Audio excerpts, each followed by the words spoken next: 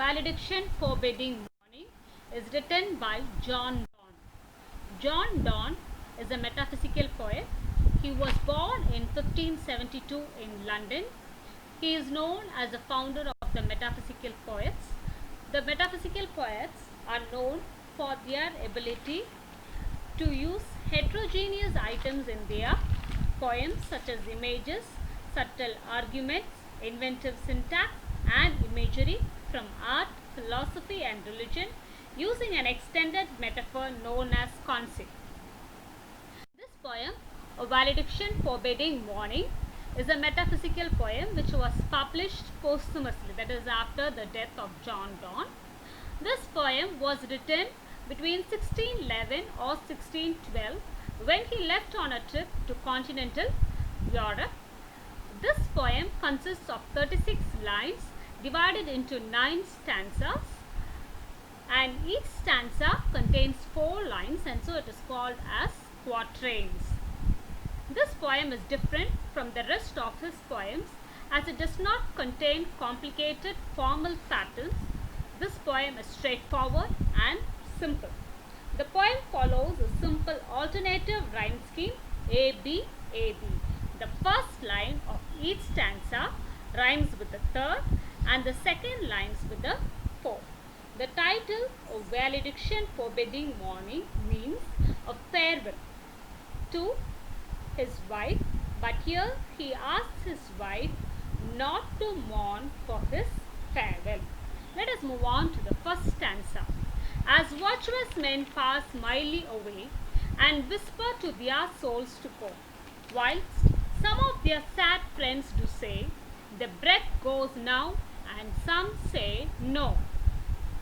The speaker opens with an image of a good man dying quietly and softly, urging his soul to leave his body. This death is not perceived by his dying friends. They disagree whether he is alive or he has stopped breathing. The second stanza. So let us melt and make no noise, no tear flood, nor sigh tempests move. It were profanation of a joys to tell the laity our love. In this stanza, he tells his beloved that he and his beloved should take these deaths as a model and part away silently. They should not give away to temptation to weep and sigh excessively on their partings. If they do so, then their love also will become unholy.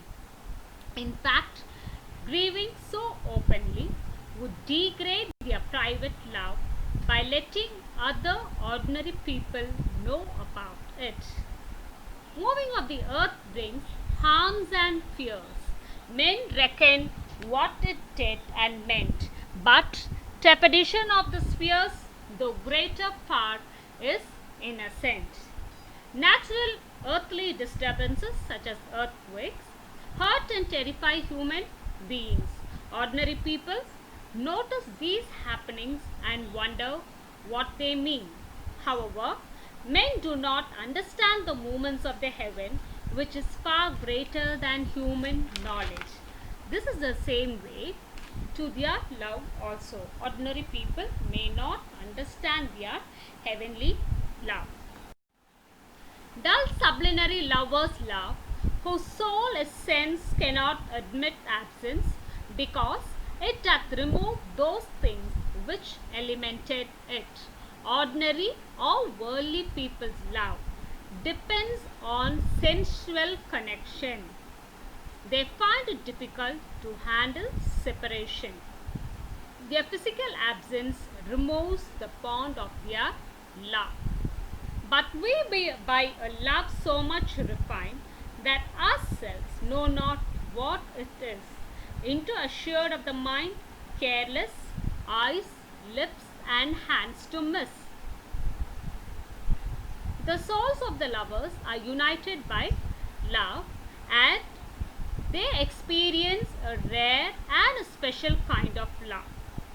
They are united in their mind, hence do not worry about any physical absence. Our two souls, therefore, which are one, though I must go, endure not yet a breach, but an expansion like gold to airy thinness be. The souls of the lovers are united by love. Although the speaker must leave, their souls will not be broken. Instead, they will expand to cover the distance between them as fine gold expands when it is hammered.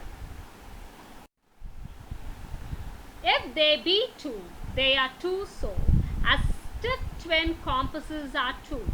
Thy soul, the fixed foot, makes no show to move, but tap if the other do. Their souls are linked like the legs of a compass. The soul of the beloved is like the stationary foot of the compass, which does not move but stand fixed and respond to the other foot's movement. And though it in the center sit, yet when the other far doth roam, it leans and hearkens after it, and grows erect as that comes home.